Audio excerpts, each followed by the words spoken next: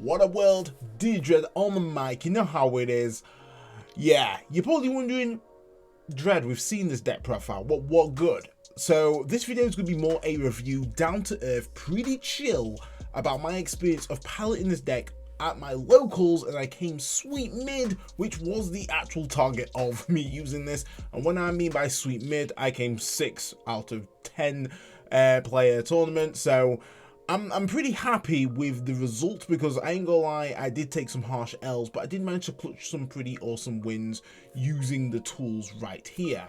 So if this is the video for you, then stick around and enjoy. Grab yourself a seat, get yourself a drink, get comfortable. Hopefully I will make this entertaining for you. And if you're new to the channel, then make sure you subscribe and hit the notification bell, because I do videos on the reg. Okay, Purple Red Imperial. Wow, what do I think to the deck? And how was my performance on Tuesday? So I'm not going to lie, sometimes I felt like the deck was playing me for goddamn fool in some instances, because it's all about where your cards are going to be positioning in your hand, in your trash, in your security. You're going to be utilizing every form of placement of cards in order for you to execute this awesome combo, because once you get it going, it is the absolute source. But until you get that combo off, it is somewhat a struggle. So there was a few last minute changes that I did make to the deck for my previous deck profile, and that was actually bumping up our boy Dragon Mode here up to 4. The reason why is because ideally this is the mega that you want to be going into at least to clear out board if you DNA. It is just so crucial in order for you to get this off, swing, and then go into your fighter mode, because if you don't, and this guy gets taken out, it's just done. Like, your resources are pretty much just sent to the trash, and you're not able to play out your Vmon and Winmon because you're not in fighter mode. So I did bump it up, last minute change, up to 4 in the tournament. So in regards to some of the cards that I've also tweaked and feel like from my experience of using this deck is quite crucial, is actually going to be Gazimon. So with Gazimon, obviously it's a memory blocker, it's a great floodgate, because there's a lot of memory gaining in this meta. When I versing in Bloom Lord, this helped massively stopping their plays, because it just didn't have an answer to kind of get rid of this mon at the time when I played it, which was great. I only ran 1 initially, so from my experience of using Gazimon, I feel like I had to change it to 2 and actually remove the Psychomon that I had in my original list, because it just didn't come up. Like, I didn't really face any, basically I wasn't Death-X'd at all. And there's not many Crossheart decks running around in EX3, surprisingly enough. So I feel like I can kind of sack that off and actually run Gazimon, because there is a lot of decks that do gain memory or play memory boost, which just kind of prevents those plays from happening, which is actually really good. And to be honest, looking back when I won against Imperial, the blue and green version, Gazi were putting in some work, because it actually prevented them from using their memory boost, because it doesn't gain that memory to do an extended play and absolutely clap my cheeks. And obviously same with Bloom Lord. Also, staple, Labramon. Honestly, with this deck, I kid you not, if you're not trashing at least a card within a turn, you're behind so much. you really are.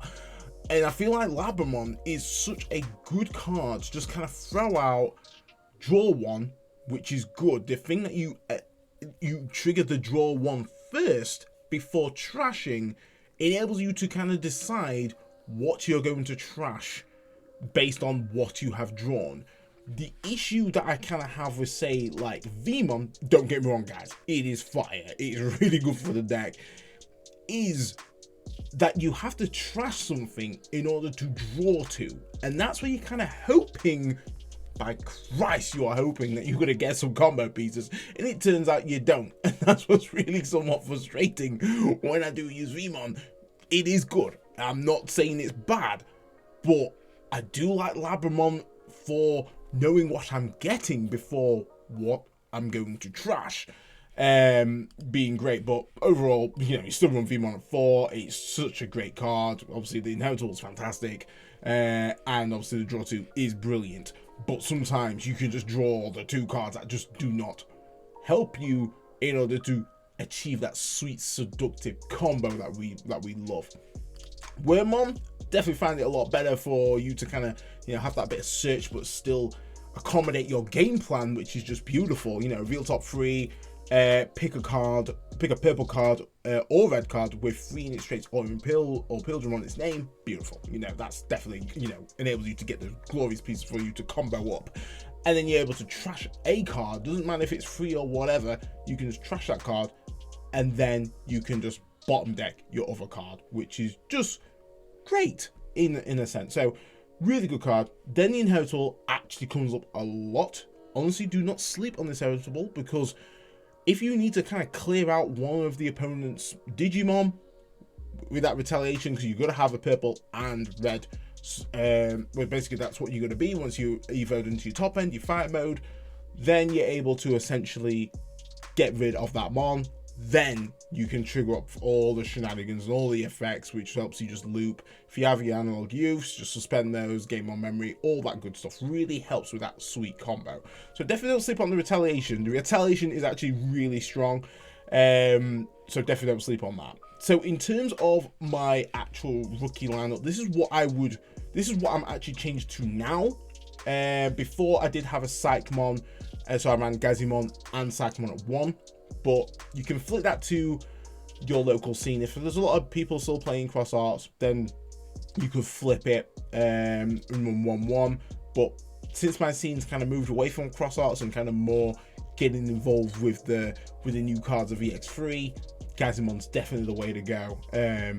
So yeah, that's currently the spread that I'm having with the rookie lineup. Going on to the champions. So I'm not going to lie, guys, this guy will put in some work and helped massively. 1, it's a free drop champion. So if you happen to have your memory setter set up beautifully, tied with the freaking hair, looking all fancy and whatnot, this can easily help you set up those plays right there. Also, if you're just hoping to top deck something and you just like, I don't want to commit to too much memory, boom, you can just evo on top of this for the cost of 1, which is really good. Actually, it came up quite a few times in my locals, so do not sleep on that. Also, if you evo on top of your VMOM and you happen to have a purple in play, then you've got a 5k beat stick going in, which is, surprisingly enough, actually helped clear out their board, then execute some DNA plays, which was really good. It just means I could just kind of get rid of that, go in top end, and you know, and have fun that way. So really good card. I definitely do recommend running that at least at 1. You don't want to go too heavy on it, but a good 1 tech option, it definitely helped a lot. Let's talk about this guy. I swear to God, I swear he's been errated or something, because I'm not a purple player. I am red. Red is my bread and butter. I know what I'm doing red. And I always laugh when this boy had that sweet jamming. Now using it, when this boy can survive 3 swings at security, is astounding. I kid you not. This boy does not want to die. I have no idea. 4k. He's 4 freaking K, and this boy can't hit the deck. But when he does, that draw 3 trash 2 is amazing for the deck. Like, this can change the tide so much. And this is why I actually strongly advise running, what's it called now? Deathclaw. Because when he can't seem to kill himself, you have to go and take matters in your own hand and take him out, because it is frustrating when this boy does not hit the deck. But I do believe in Eismon. I feel like Eismon adds that nice aggression. You can somewhat utilize the jamming effects that it doesn't have labeled on the card, and obviously then trigger some awesome DNA plays from there if you do happen to have a Flamedramon in your hand, which most likely probably will be in sec or in probably not in your trash. He doesn't seem to always be there, unfortunately, but if he does and you happen to have him, it's happy days. So really good setup with this card. One thing I do like to do is kind of go in, throw a Labramon down, get my draw one, trash one, if I have enough memory, Evo into this of Labramon, then go full swing and hopefully it'll die. It means I've kind of got quite a bit of worth while still being quite offensive there too. So Icemon, I feel like very staple. Definitely would not bump him up any higher than 2, in all honesty. I feel like 2 is just a very solid amount for the deck. Then lastly, you know, still gonna have these at 4. That's obviously gonna be Flamedramon and Shadramon. Just the effect is just so good. Like when the combo goes off, this is just the key creme de la creme, salt baying it up. It is fantastic. They're just really great in what they do. They can just literally just turbo you up. Basically on the when Digivolving effects, trigger off summoning Shadramon or Flamedramon from trash, and then obviously going from that, paying that memory cost, going to your Dino B or Imperialdramon. It's just poetry in motion once these cards are aligned perfectly where you want them. But the thing that you'll find, it's actually quite hard to kind of get that set up. So this is why I always say you need to almost every turn be trashing something. Something needs to be going in trash, or you're slowing down rapidly. And that's the issue with this deck, is that it can be out-tempoed, and that's how D-Brigade clapped my cheeks. But I'm all happy for Becky to be clapping those cheeks because she be putting in that work. And you know, shout out to Becky here. She has joined the Vault crew, keeping up the Vault vibes, and it's really great to see a new player just grasps a deck, always continuing to hone her skills. And you know, you're doing great, girl. You're doing great. And you served me the lunch. You served me the lunch. So yeah, definitely it can be out tempo, but it's not necessarily a bad thing with this deck, because if you do have your combo pieces in the security, at least it's going to trash, facilitating your combo. But you just don't want it happening too late, unfortunately, because that's where you're pretty much like, great, so what cards have I got in my hand?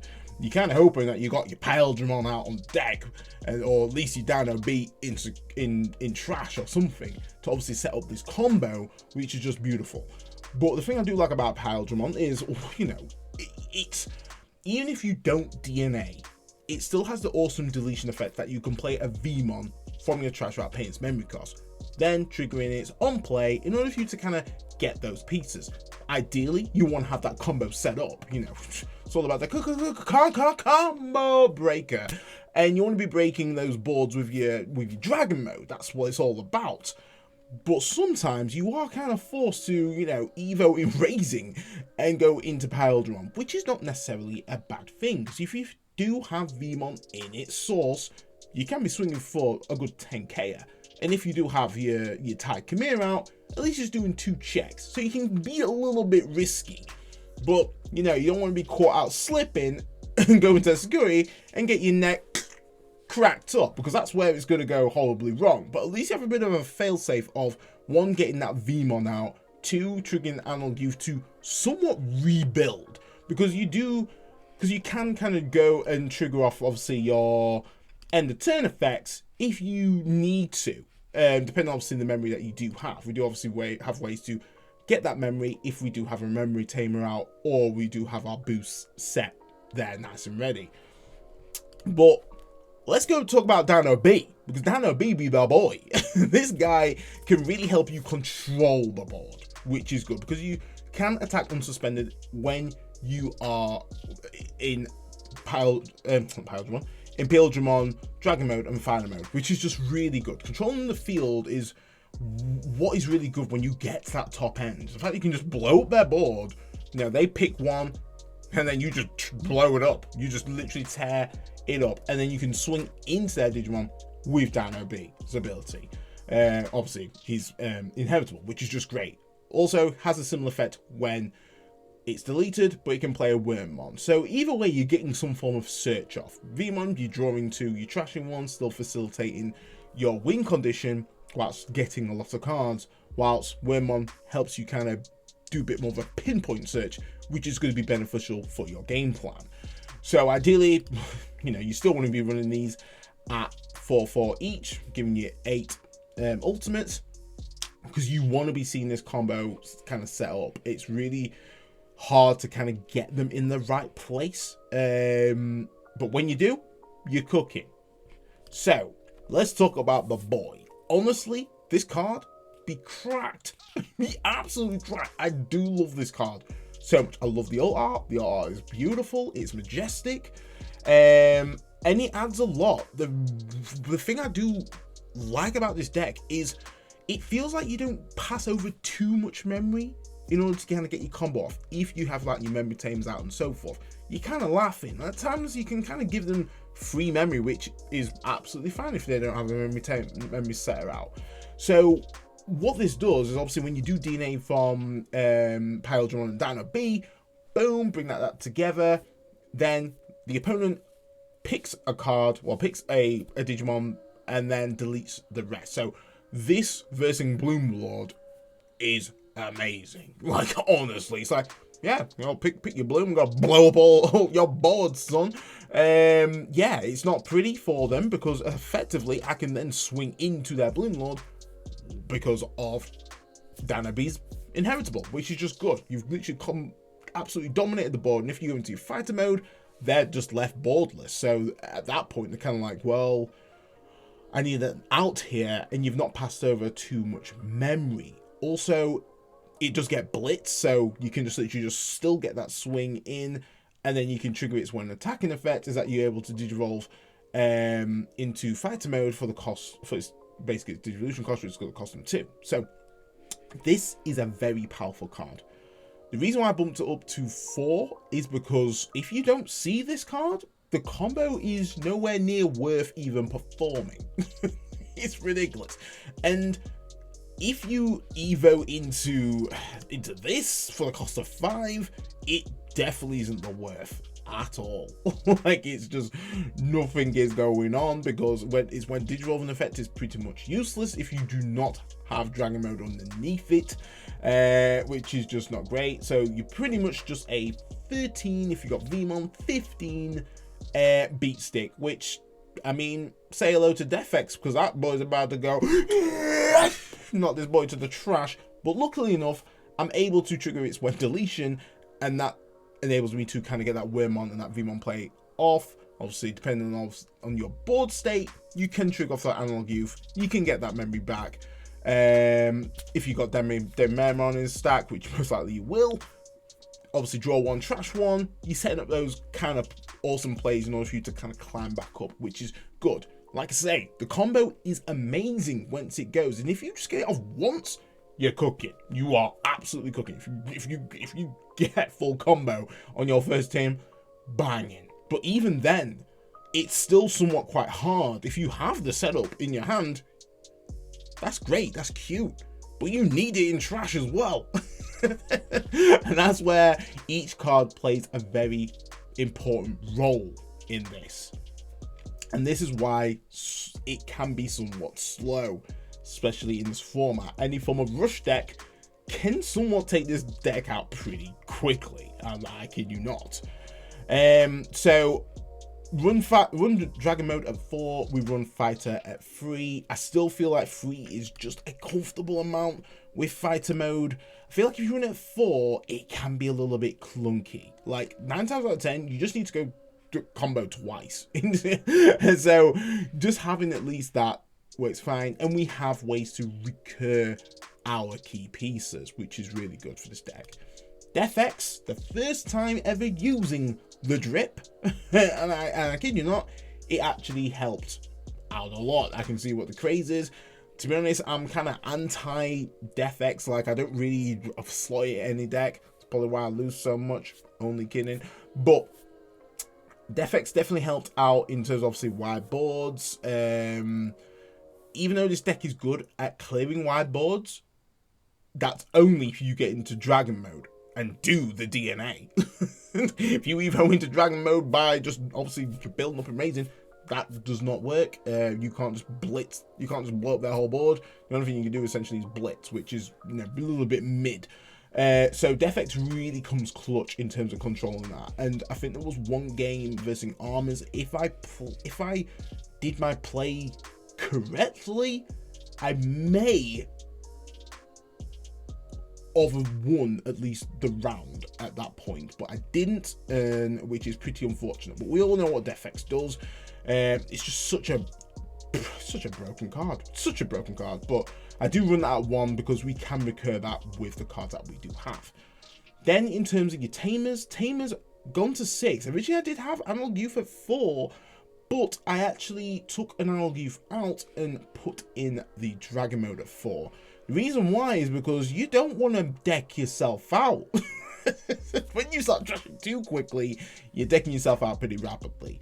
So I did knock that down to 3, and I felt like I saw it enough to help out. It's really a good unbreaker, but the memory setters do play a very pivotal part in this deck. Obviously Tai, given that additional security check, is going to be useful without a doubt, because we are building up pretty heavy stacks with more than four cards underneath, which is just great. So if you wanted to go super aggressive with your Dino B or your Imperialdramon, Imperialdramon, you can do. You can get 2 checks in. If you're 2 checks in before you even go into your Dragon Mode, if you wanted to. Very risky, but it's a combo that you could do.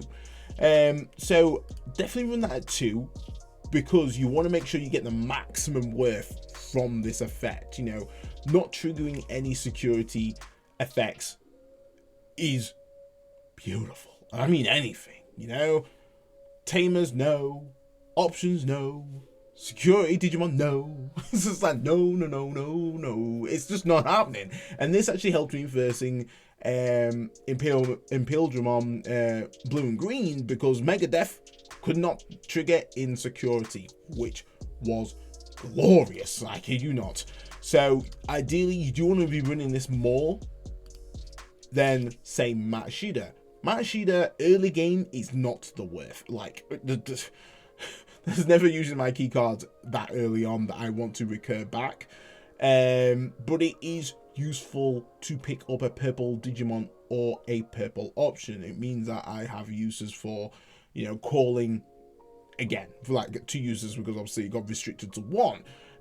Getting up core pieces like my fighter mode or my dragon mode from trash, really useful. And then obviously just being a stable memory setter is going to be powerful in order for me to comfortably do my DNA plays / combos. So we do run that at 1. We could flex a little bit. We could go to 1 Tai, 2 Mat, but I feel like Tai is definitely great for that nice little aggression that you want, because 9 times out of 10 you are gonna be behind before you even get to your full combo.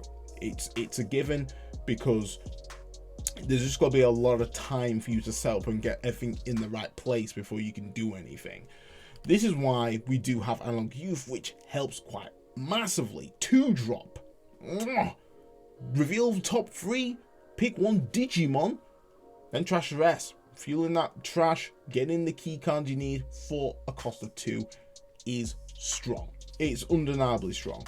Then all turns, if one of my Digimon level 5 or high Digimon with sources was deleted, able to suspend, gain memory, hatch an egg. Really, really good. Honestly, cracked. Though, like I said, I did have it at 4. It was great at 4. I loved it at 4, but at times you don't want to lose to decking out. And it came close with Imperialdramon. I was 2 cards from decking out. And those 2 last cards, well, this fellow here. So yeah, you got to be wary of that. You can literally deck yourself out. Honestly, Galamon would be having a field day with my freaking trash. I kid you not. So then, in terms of options, Crimson Blaze. Yes, sir. You need this in the deck. Like, honestly, just stopping plays by card effects just massively slows a lot of decks down in this format. Bloom, if they go wide, you're pretty much playing this. You're playing this shit for free. I kid you not. You're playing it for free. It's just a really, really good card. 6k, pretty much they're gonna be. That's kind of a nice mid-range in order to delete your opponent. So Crimson Blaze definitely at 1. Would love it to boost it to 2, but I feel like it wouldn't be in my actual security where I want it, and probably be in my trash, which is is pretty expected in a deck like this. Calling is a must. It's definitely a must. Really enables that combo in order for you to somewhat delete your own Digimon in order to just recycle, do the play again. Happy days. Unfortunately, I feel like if this wasn't hit, I feel like this deck would be popping. I feel like this deck will probably be actually performing better than it currently is, which is not really being represented that much at all. Because this just helps out a lot, just picking out pieces from trash for the cost of 1. You'll be able to delete one of your Digimon. There's just a lot of combos you can do with this card. So unfortunately, it is down to 1, but if it wasn't, I feel like I'd easily bump that up to 2 or 3, maybe just 2 actually. 3 might be a bit overkill. So let's just talk about Miss Memory Boost here, because this, I'm a bit like, I love it, but at the same time I kind of hate it. I feel like Miss Memory Boost is great on paper. It is, you know, trash 2, draw 1. Sometimes it seems like I just don't get the right draw. Like I've trashed one of my key pieces that I would love to get in hand, but I've trashed it. And sometimes it would be the Imperialdramon or my Dino B. In order for me to do the DNA play, I need at least one of those cards in my hand. And that is the issue. That is the issue at times. But regardless of that, that's just more of an RNG kind of aspect of it. It does help in terms of that game memory, which, you know, game memory 2 memory when I need it really helps just to extend those plays beautifully. It is good at what it does. Fantastic early game. Send that trash quite quickly.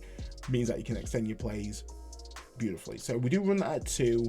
I feel like 2 is just the perfect amount, if I'm honest. Obviously, you do have the Glaive Memory Boost, which you can recur back cards. You could give it a 1-1 split, maybe. It's completely up to you and how you feel about your rendition of your deck. Then the last slot is going to be Deathclaw. So Deathclaw will put in work, guys. It actually was putting in work. There's a lot of different opinions on like options that, you know, give you the worth. We have, as I like to say in the Discord, Mexico Flame. No, Mexico Flame. like yeah, someone mistyped it, and I was like, I kind of like the sound of Mexico Flame, but it's Megiddo Flame. It's the one with what's it? Megiddramon's artwork, which is a really good option. I just feel like I have not got enough memory to sacrifice my turn in order to get rid of something. I want to be keeping turn, and this is my shotgun when Eismon don't want to hit the deck. I just have to go do the job myself, take him out the back like Old Yeller and give him the Deathclaw, because Deathclaw, you may delete one of your Digimon to delete one of your opponent's level 4, which is great. So if I've just got Eismon there being resilient as always and, you know, got jamming, I just have to pop him, and then I can actually get the draw free trash 2, which is good. And I can get rid of their level 4, which when I was versing Bloom Lord, I got rid of the Poyumon, the Dragon Fruit, which actually stops playing cards by card effects, which hinders this deck quite massively. So this actually came in super clutch. Obviously, security effect is just delete one of your opponent's level 4 Digimon or lower, which is just great. Obviously, that's most floodgates. And because the condition is not level base for me deleting a Digimon, it kind of is almost like an additional Calling from Darkness, but I don't get the awesome spice of getting 2 cards back, unfortunately. But at least I can somewhat still do the combo whilst getting rid of one of their level 4 Digimon. So I do run that at 1. Feel like removal wise quite nice, got nice wide range with the Crimson Blaze, yeet. And then I also have the Dragonclaw. Dragonclaw. Boy, got it wrong. Deathclaw, being an absolute lad. So, right. What do I think to the deck? It's unique. I feel like it needs something else, an option. A lot of people are saying it needs a good option to get this popping off, to somewhat facilitate, to match the speed of other decks, which I can get behind. I can get behind another option, which is going to be good in order for us to kind of, I don't know, get some cards from trash, get 2 cards with 3 in its traits or something, and do something else. That'd be great. Tamer, I'd be down for a Tamer that's specifically for this archetype. The thing I do like about the deck and what it's trying to do is that classic Bandai has a habit of like, oh, here's this deck here, and sometimes it's just like the bare bones of the deck. It's like, I can't make this shit run, Bandai, what the hell? Whereas this, we do have cards that can somewhat facilitate what this deck is trying to do as of now, because the main premise is pretty much trashing. If you can utilize your trash, and this is where purple comes in pretty handy and what it specializes in, it can operate. You can create something to make it usable, which is good. We have cards like Labramon, we have cards like Dobermon who can trash top 2, grab a card, which is just great recursion. We have Eismon, which is obviously the infamous Eismon, which has the jamming, so you can be super aggressive and not die and not enjoy that nice draw free trash 2 ability, which it has on its printed on its card. So we have ways to facilitate this engine in order to get it rocking. But other decks do a lot of things quicker than what this deck currently does. So in all honesty, outside of the option or Tamer, in terms of any other Digimon that they could implement in, it's going to be very, very hard, because there's not really enough room unless we had another form of Vmon, which similarly did the same thing. If they flipped it, maybe we had a purple Vmon and a red Wormmon. Like, that could easily fill up the slots to essentially turbo and have something similar to obviously speed this deck up a little bit. Sometimes it can be down to the champions that slow down, because let's take a minute here. These guys do put in the work. These guys do facilitate that combo, that setup, which is great. But they're sometimes never in the right place where you want it, or, you know, they're in trash, because effectively you need at least like one of them in somewhere, or you then have to essentially rely on your other 2 champions, which obviously in our case is going to be Eismon and Fugumon, which, like I say, Fugumon is the boy. He put in work. I'm trying to say my bubble up to 2. I don't know yet. So yeah, the deck's in a little bit of a weird place. I kid you not, but it is fun when the deck is not, when you're not fighting against the deck. It is fun. When that combo goes off, it is amazing at what it does. It's just the journey is like walking on glass barefoot, unfortunately.